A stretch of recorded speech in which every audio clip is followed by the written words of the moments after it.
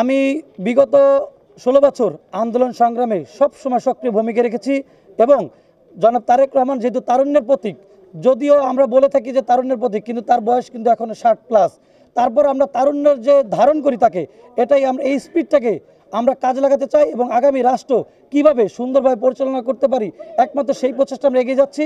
এবং বিগত ফ্যাসিস্ট আমলে যার যত নির্যাতন নিপীড়ন, এই হিসাব করতে গেলে আমি চাই মাদারীপুরে অন্য কোনো ছাত্রনেতা আমার মতো এত নির্যাতিত বা নিপীড়িত ছিল না। আমরা চাইব এবং এই নির্যাতন নিপীড়নের মূল্য হিসাবেই আমরা চাই আগামী মাদারীপুর সংসদ 2 আসন আমাদের হাতে থাকুক এবং এই তারুণ্যদের নিয়েই আমরা এগিয়ে যেতে চাই আগামী দিনে। দেশ নায়ক জনাব তারেক রহমানের 31 দফা বাস্তবায়নের উদ্দেশ্যে আমরা আজকে এক বিশাল জনবহর নিয়ে হিমেলাল ইমরান ভাইয়ের নেতৃত্বে বিভিন্ন জায়গায় গণসংযোগ করতেছি। আমি একটা কথা স্পষ্ট করে বলতে চাই এবং দেশবাসীর উদ্দেশ্যে জানাতে চাই, বিগত 16-17 বছরে আওয়ামী লীগ ফ্যাসিস্টদের অত্যাচার নির্যাতন সহ্য করে রাজুরের বুকে একমাত্র হিমেলাল ইমরানের নেতৃত্বে আমরা ছাত্রদল, যুবদল এবং স্বেচ্ছাসেবক দল সহ অন্যান্য দলের বিএনপি এবং অন্যান্য সহযোগী সংগঠনের নেতাকর্মীরা রাজনীতি করেছি এবং হিমেলাল ইমরানের নেতৃত্বেই শুধুমাত্র আমরা রাজুর উপজেলায় রাজনীতি করেছি।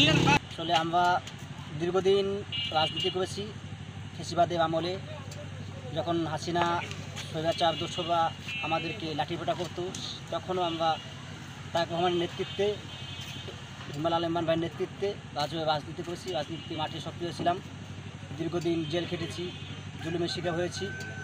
আজকে আমরা বিভিন্ন ইউনিয়নে তারেক রহমানের 31 দফা বাস্তবায়নের লক্ষ্যে শুধু মানুষের কাছে পৌঁছে দেওয়া নয়, এই 31 দফা মানুষকে, সাধারণ জনগণকে সাথে নিয়ে কীভাবে বাস্তবায়িত করতে পারি সেই লক্ষ্যে আমরা মানুষের কাছে পৌঁছাচ্ছি, ডোর টু ডোর যাচ্ছি।